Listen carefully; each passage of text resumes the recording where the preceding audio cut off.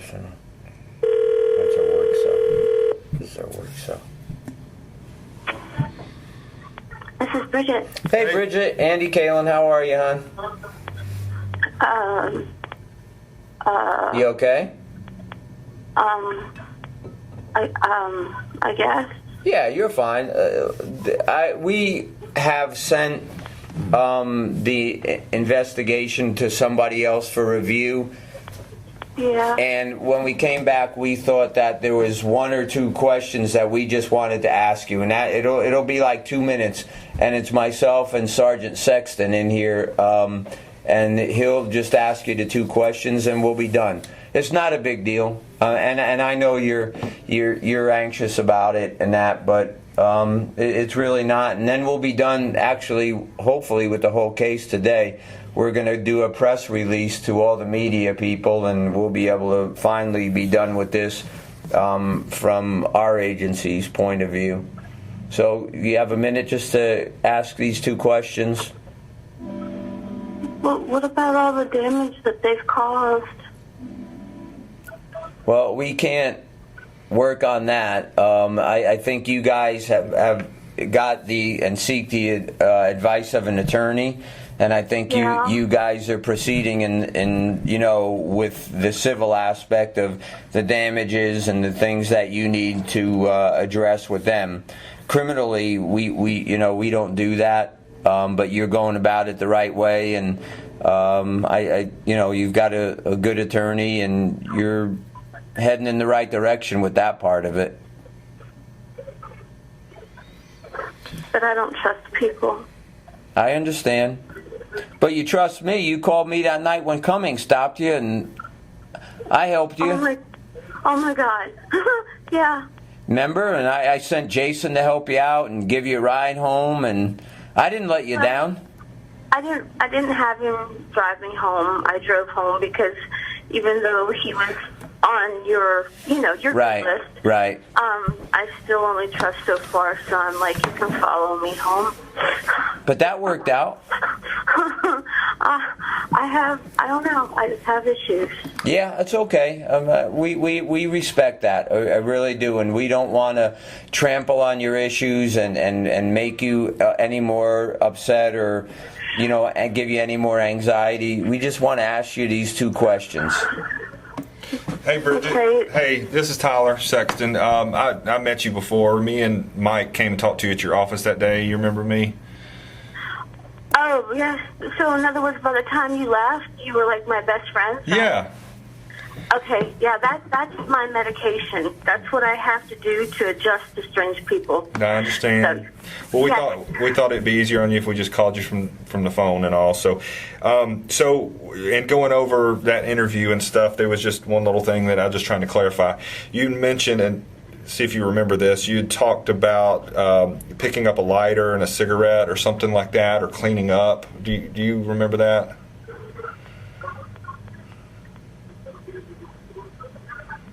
Yeah. Okay, can you tell me about that again? I just want to make sure I understood that part. Okay. I walked outside.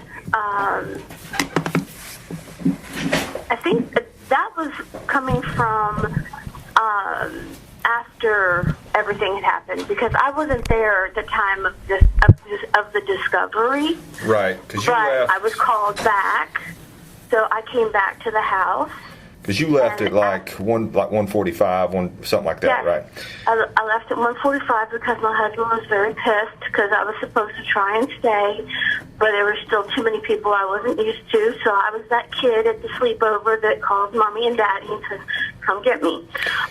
So when did the picking up of the lighter and the cigarette? When did that happen then? That happened after I had came back for statement. And then we were released to go into the house, and I just, it was at the, what's that thing you light that's outside? The propane tank? It was the Oh, in the table, the little fire pit in the table? Yeah, that thing, the fire pit table. Because at some point, early on in the evening, whenever the festivities were still going and we were watching the football game, her and Tom had walked out there and they wanted to light that, but the propane tanks evidently were empty. So anyway, that's where she would sit when she would smoke. So she had her own little ashtray and a pack of cigarettes and a lighter there. Now, I didn't touch anything until after we were released to go back in the house. Okay, so after you guys were released to go back in the house and the deputies were leaving and the scene was everybody done. was gone, and it was just basically like, like you would say, the family is going back to, go back into the house. We were all allowed to convene back in the house. Okay.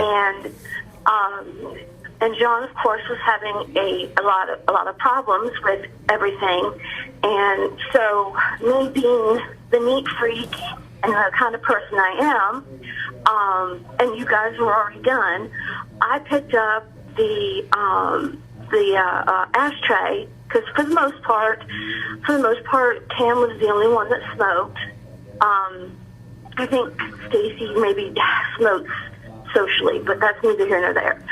So, just being the smart person, I picked up the ashtray, the pack of cigarettes, and then what was Tam's lighter, and I just took it out of line of vision and took it in the house and just got rid of it because it was just a reminder every time she looked at the table and saw that sitting there. So I just tried to diffuse the situation by removing some of the things. Okay. So you picked that up off the table? Yeah, it was on the table, but everything had already been done with it. I mean, yeah, right. They even said that. Yeah, I remember now. I remember the cigarette, all that being there on the table, and that's what I wanted to confirm. Okay, so that clears that up. Okay, here's the only other thing I wanted to ask, and you're not in trouble, nothing wrong, but I know you take Xanax. You had it. You have it around your neck. You wear it in the little pill. I did not give anything to anybody. That's all I wanted. I need my drugs. I understand you do. So Tam, the autopsy or the toxicology report showed she had some Xanax in her system, and it wouldn't matter if you did give it to her if she took it. That's not that I didn't, but I'm telling you, truth on. I'm telling you, if you really, really, really want to know the truth.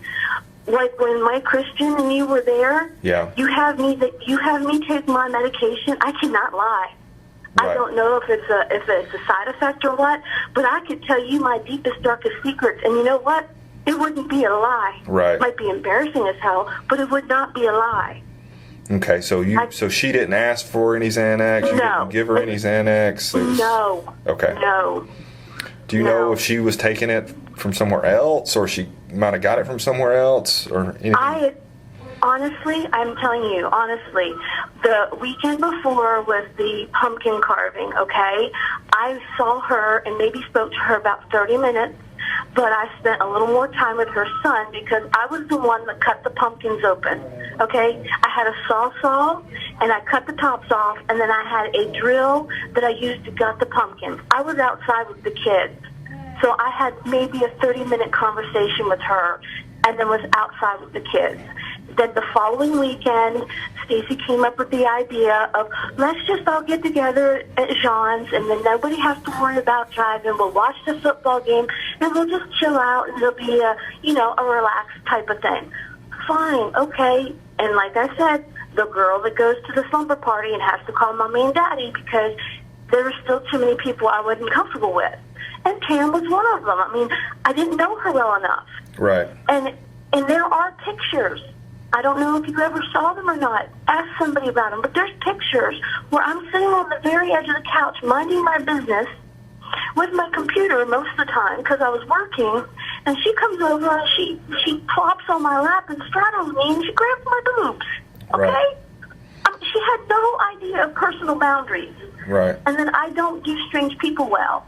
No, I understand all that, I believe you. I just, for the record, wanted to ask you if you had any knowledge of her taking any Xanax, or if she might have gotten it from you, or if she actually, believe it or not, they all tried to be hush hush about the fact that she was smoking something. Right. I'm not an idiot, and I know what it smells like. Right. Yeah, I mean, for Christ's sake, Matthew has to take the liquid of it for his seizures. Mm-hmm. Jean's oldest son. So, I mean, I'm familiar with that smell. Okay. But it was none of my business, and I don't do it. Right. I have asthma. It wouldn't make any sense for me to start puffing on stuff. Right. So, I mean, no, I did not give her anything, and no, I did not see her put anything in her drink. I honestly don't know where or how, or if it was already in her system, depending on how much she took.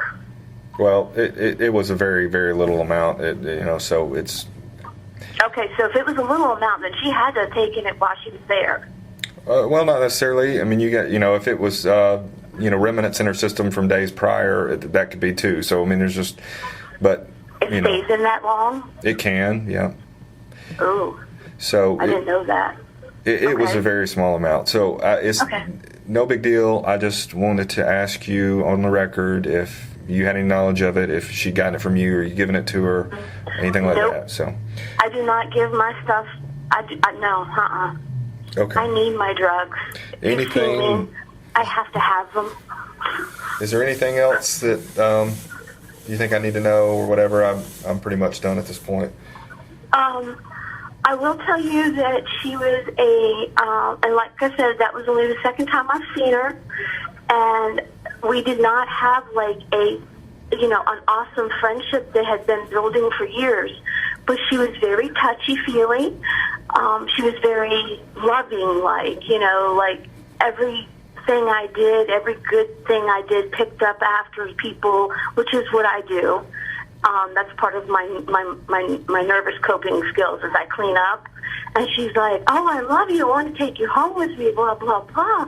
But she was extremely touchy-feely and huggy and loving and everything. And then she walked me to the door when I went to leave. She gave me a kiss on the cheek. She was eating a bowl of gumbo. And she said something, and I said, yes, honey, you locked the door behind me. She says, I'm already ahead of you. And I said, you go eat your gumbo, and I'll talk to you later. And I walked out the door, and that was it. Okay. I got in the truck with my husband and left. Right. Okay, Bridget, thank you very much for talking to me, and I won't bother you anymore. Okay. All right. Thank you, Bridget. You're welcome. All right, bye-bye. All right.